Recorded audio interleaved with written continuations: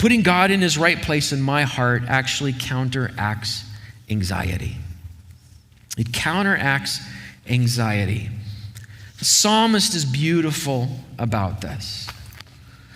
In fact, if this is where you find yourself this morning trying to figure out how do I manage this anxiety? How do I manage this fear? We can take our cues from something like Psalm chapter 42. We read some of it during worship this morning, but here's how the psalmist speaks of it. Psalm 42 verse 5.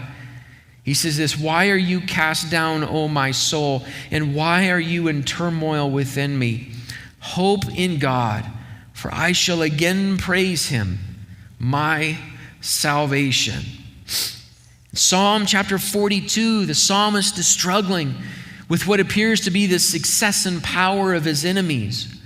He's struggling with what appears to be, what seems to him to be that God has forgotten him.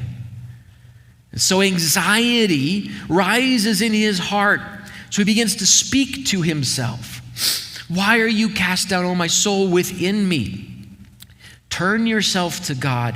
Hope in God. Look upon him more and more." This is the psalm that begins, "As the deer pants for water, so my soul longs for you, O God."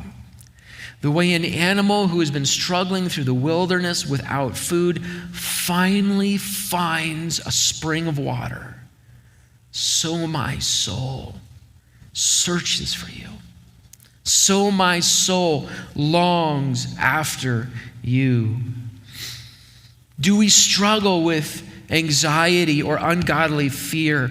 The psalmist is telling us, learn to fill yourself with the presence and the character and the nature of who God truly is.